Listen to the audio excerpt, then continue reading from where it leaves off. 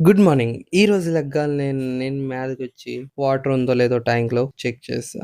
ట్యాంక్‌లో అయితే వాటర్ ఉంది. కిందకొచ్చి వెంటనే స్నానం చేసి బట్టలు ఎండబెట్టడానికైతే మేడ మీదకెళ్ళిపోయా. కిందకొచ్చాక చూస్తే పెద్దమ్మైతే పూరీలు చేస్తున్నారు. ఆ పూరీలు తినేసి నేనైతే ట్రైనింగ్ స్టార్ట్ అయిపోయాను. లంచ్ టైమ్ కానీ ఇంటికొచ్చేవాళ్ళనే తన డ్రాయింగ్ చూపిస్తుంది. ఆ డ్రాయింగ్ ఏసిందంట. సో, ఆ డ్రాయింగ్ చూసి నేనైతే అన్నం తినేసా. అన్నం తినేసాక ఫ్రిడ్జ్‌లో ఇంకో మాజా దొరికితే అది తాగేసి వాయిస్ ఓవర్ అయితే ఇస్తా. దాని తర్వాత మధ్యాహ్నం ట్రైనింగ్ బయలుదేరిపోయి సాయంత్రం అయితే ఇంటికొచ్చాక అన్నం తినేసాక భవ్య కాకినాడ వెళ్తుందంటే తనకి దేబెట్టడానికి బస్ స్టాండ్ కి అయితే వెళ్ళిపోయాం. తన బస్ 11:30కి కానీ మేము 11కే స్టార్ట్ అయిపోయాం. ఎందుకంటే బేకరీలో కేక్ తీసుకోవాలి. భవ్య వాళ్ళ ఫ్రెండ్ అయితే బర్త్డే ఈ రోజు నైట్ వెళ్ళి సర్ప్రైజ్ ఇద్దామని అనుకుంటున్నాం. అండ్ భవ్య అయితే లేదు కదా, సో భవ్యకి బస్ ఎక్కిచ్చాక నేను వాళ్ళ ఫ్రెండ్ వెళ్ళి కీర్తనకి సర్ప్రైజ్ అయితే ఇస్తాం. సో ఇక్కడ కేక్స్ అవి తీసుకొని క్యాబ్స్ అవి తీసుకొని మేమైతే స్టార్ట్ అయిపోయాం బస్ స్టాండ్‌కి. భవ్యకి బస్ స్టాప్‌లో దిగబెట్టాక భవ్యకి గుర్తొచ్చింది ఏంటంటే, బ్రో నేను షూవే తీసుకెళ్ళా, చెప్పులేసుకొనొచ్చా. మేమైతే మళ్ళీ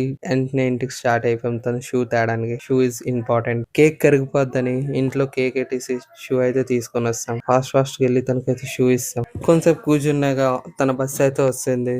సో, బస్ ఎక్కించి బాయ్ చెప్పి మేమైతే ఇంటికొస్తాం. ఇంటికొచ్చాక క్రాకర్స్, బొకే, కేక్ అవన్నీ తీసుకొని నేనైతే స్టార్ట్ అయిపోయా బర్త్‌డే గర్ల్ ఇంటికి. నేనైతే బర్త్‌డే గర్ల్ ఇంటికైతే వస్తా. ఇప్పుడు సెలబ్రేషన్స్ ఎలా జరిగాయి అనేది నెక్స్ట్ వ్లాగ్‌లో చూద్దాం. బాయ్.